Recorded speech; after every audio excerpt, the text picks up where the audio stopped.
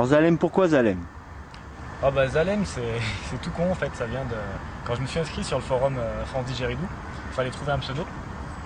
Et j'étais fan d'un manga japonais qui s'appelle Gum. Donc du coup j'ai pris Zalem, c'est le nom d'une ville suspendue dans les airs. J'aimais bien la sonorité en fait, et du coup Zalem c'est resté. Maintenant je l'aime bien, je le garde.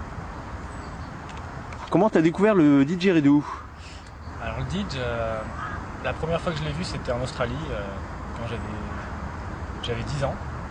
C'était en voyage touristique avec mes parents, et puis j'ai vu un aborigène jouer dans un marché pour touristes. Et le son, ça a été waouh, c'est magnifique. Puis c'était la première rencontre avec le didge.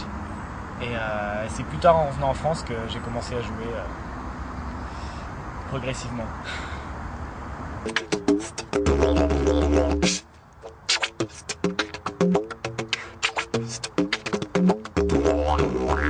Et ça fait combien de temps que t'en fais? Et donc je m'y suis mis vraiment en 2002. Donc ça fait 7 ans. 7 ans que je suis à fond et que j'arrête pas. Quand je joue 1 heure par jour, je suis content. Si j'arrive à jouer 1 heure au moins tous les jours, voire 2, c'est cool. Mais les journées sont trop courtes. Okay. Et tu fais toujours les mêmes exos ou tu laisses libre cours à ta créativité? Ça dépend vraiment de l'inspiration et puis de ce que je dois faire, si je dois préparer un concert ou si je me dis qu'il faut que je bosse le jeu de langue parce que j'arrive pas à faire certaines choses.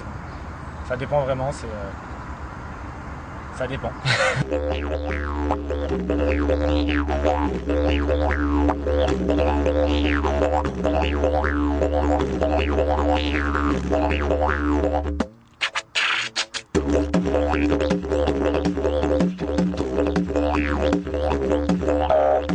Il y a des joueurs que j'admire beaucoup, que ce soit les anciens comme Mark Atkins, Ash Dargan, Ben Radour, Mathias Müller, ou alors des plus récents comme Gauthier ou André Schmekol. C'est vraiment des joueurs qui m'ont beaucoup inspiré, je me suis beaucoup inspiré de leur jeu et je les respecte beaucoup.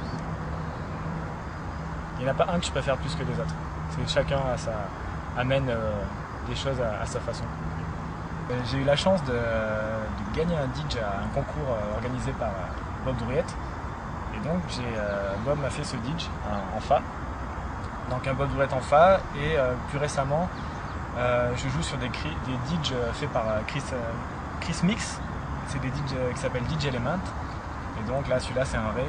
Je suis vraiment très très content aussi. C'est un super didge.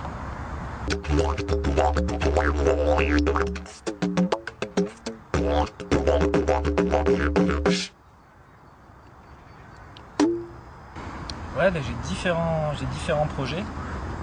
J'ai un groupe que j'ai rejoint il y a à peu près 2 ans qui s'appelle JMPZ. C'est un mélange de rock, metal, électro, tribal, drum and bass, c'est un peu plein de choses. Et donc il y a 4 musiciens et j'ai beaucoup appris grâce à ce groupe.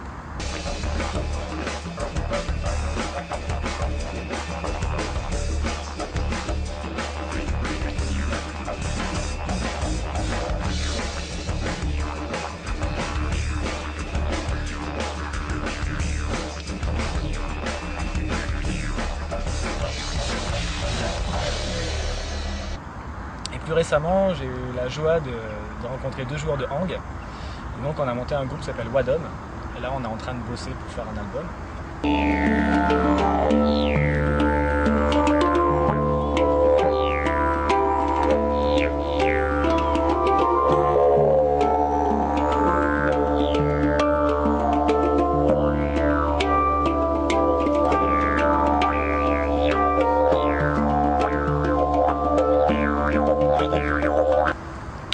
Parallèlement à ça, on est en train de travailler sur un spectacle avec un magicien jongleur pour faire une sorte de petite comédie cabaret où il y aura de la musique, du jonglage, de la magie. Et puis entre tout ça, quand j'ai du temps, je travaille sur un truc en solo. J'aimerais bien marier didgeridoo, beatbox, peut-être kalimba, on va voir. Et donc je suis bien occupé en ce moment.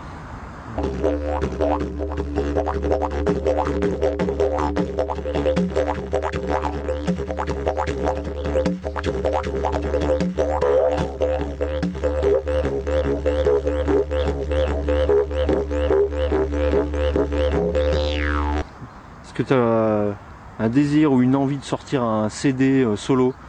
Bah ouais, c'est vraiment un truc qui me... Ça fait longtemps que j'ai envie de le faire, mais j'ai envie de le faire bien, donc je prends mon temps, je m'applique et dès que j'ai le temps vraiment d'y bosser, je fais ça à fond. Je pense que à la fin de l'année 2009, ça devrait pouvoir voir le jour. Espérons. Au point de vue de ton savoir de didgeridoo, est-ce que tu as envie de le transmettre et de le faire partager? Bah, bien sûr. Comme ouais, j'ai appris beaucoup de choses par des gens qui m'ont transmis et forcément on a envie de transmettre aussi. Et donc du coup j'ai commencé à faire des workshops il y a pas très longtemps. Et ça se passe bien, ça me plaît bien. C'est très enrichissant comme truc. Donc j'en ai fait à Paris.